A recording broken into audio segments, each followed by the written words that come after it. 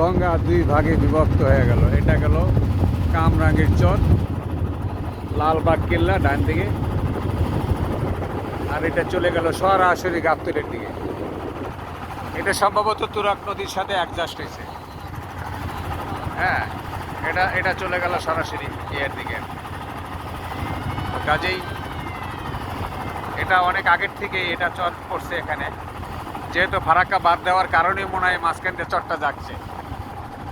তো বাংলাদেশে আর নদী বলে কিছু থাকবে না ভবিষ্যতে, শুধু সাহারা ভূমির মতো, মরুভূমির মতো হয়ে যাবে, গাছ থাকবে না, আমরা উট চড়াবো।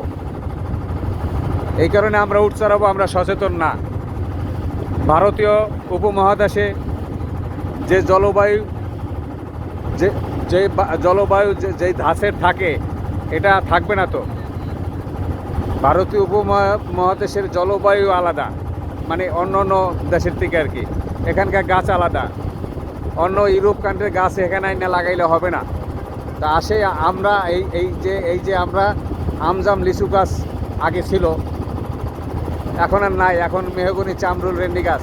এখানে মনে একটা ব্রিজ করার প্ল্যান করছিল, মাথায় কি ঢুকছিল জানি না এই রাজনৈতিক চোরগুলির, এটা বাদ দিয়া, অথচ সাধারণ জনগণের ট্যাক্সের পয়সা এটা খরচ করছে।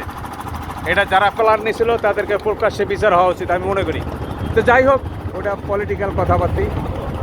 এখন আমরা যে পরিবেশের কথা বলতেছি, দেখেন বুড়িগঙ্গা নাই, শেষ। যাও দুই একটু আছে, গন্ধে দাঁড়ায় থাকতে পারি না। যানজটের ভয়তে আসলাম, এই নদী দিয়ে চলে যাব সেই মোহাম্মদপুরের দিকে, কিন্তু এখন নাকের রুমাল বাঁধতে হয়। তা আসুন, এই পরিবেশ বিপর্যয় ঠেকাইতে হলে আমাদেরকে অবশ্যই পরিবেশ সচেতন হইতে হবে। জনগণ যদি পরিবেশ সচেতন না হয়, কিন্তু কখনোই পরিবেশ সচেতন হবে না।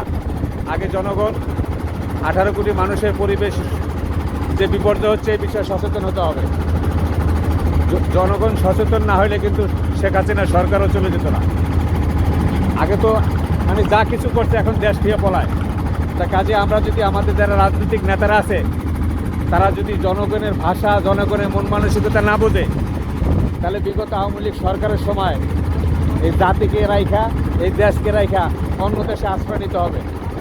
সাধারণ মানুষ শান্তি চায়, সেটা সব দিক দিয়ে শান্তি চায়। পরিবেশের দিক দিয়ে শান্তিটা আসল শান্তি।